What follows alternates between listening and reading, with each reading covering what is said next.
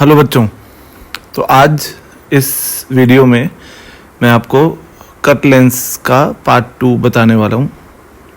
इसमें सिचुएशन क्या है कि हमने लेंस को उसकी जो प्रिंसिपल एक्सिस है, ये जो है, इसके परपेंडिकुलर डिवाइड किया है। दिख रहा है आपको? दो पार्ट्स में, है ना। और लेट सपोज कि जो ये लेंस है इसकी फोकल लेंथ है f, ठीक है। अब आप ये बताओ कि जो f होगा लेंस मेकर फॉर्मूले के हिसाब से वो क्या होगा। तो f होगा 1/f is equal to mu minus 1 into 1/r plus 1/r। अभी बेटा प्लस क्यों हुआ? क्योंकि जो दूसरा वाला रेडियस ऑफ कर्वेचर है वो इंसिडेंट रे के अपोजिट डायरेक्शन में नापा जा रहा है, इसलिए वो माइनस आएगा। और पहला वाला रेडियस ऑफ कर्वेचर जो है वो इंसिडेंट रे के डायरेक्शन में नापा जा रहा है, इसलिए वो प्लस आया है। तो यहाँ पे बीच में प्लस हो जाएगा, ठीक है। तो जो फाइनली f आएगा वो आएगा 1/f will be equal to mu minus 1 into 2/r into 2/r, ठीक है। ये आ गया। अब आप ये चेक कर सकते हो कि जो सेकंड केस है, जब हमने लेंस को प्रिंसिपल एक्सिस के परपेंडिकुलर डिवाइड कर दिया, तो यहाँ पे अगर फॉर्मूला लगाऊं एक हाफ पार्ट के लिए कि 1/f dash will be equal to mu minus 1 into 1/r minus 1/इंफिनिटी। ऑब्वियसली प्लेन सरफेस का रेडियस ऑफ कर्वेचर इन्फिनिटी होता है, ठीक है। तो 1/f डैश जो हो गया वो हो गया mu minus 1 divided by r, ठीक है। यहाँ से आपको दिख रहा होगा कि f डैश जो है वो ट्वाइस ऑफ f आ गया। ये f जो आ रहा है और ये f डैश जो आ रहा है, तो f डैश f का ट्वाइस आ गया। देखा आप?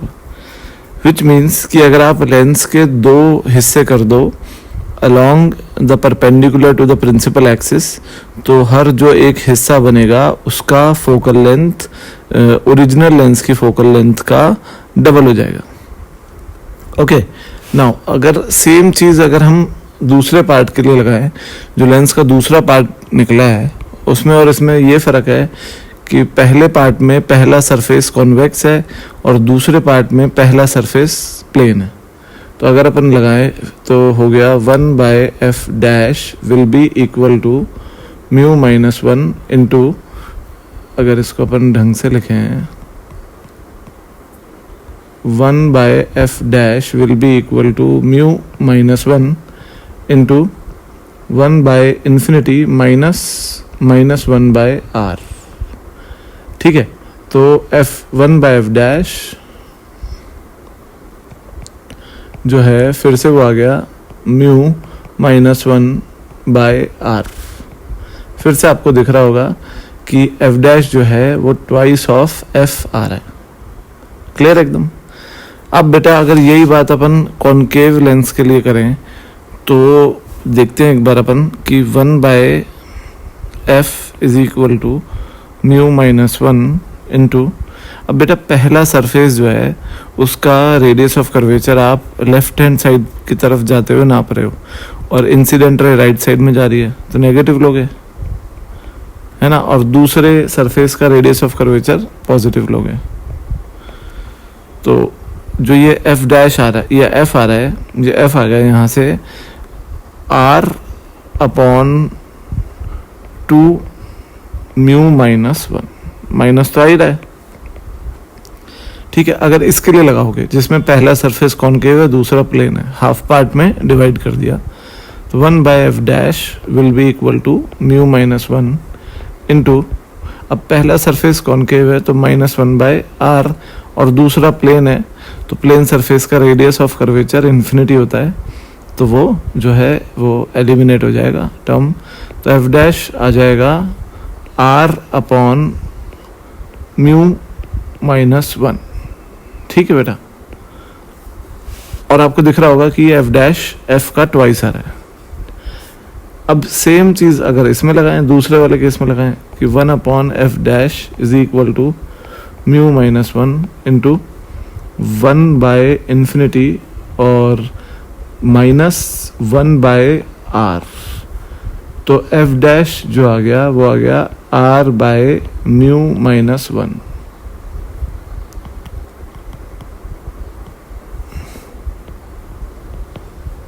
क्लियर है?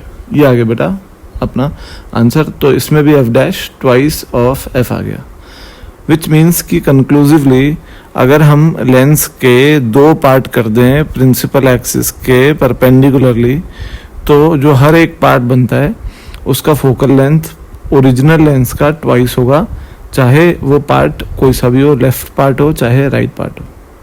This is the concept. तो आता हूँ बेटा मैं अगले वीडियो में अगला कंसेप्ट लेके। Thank you.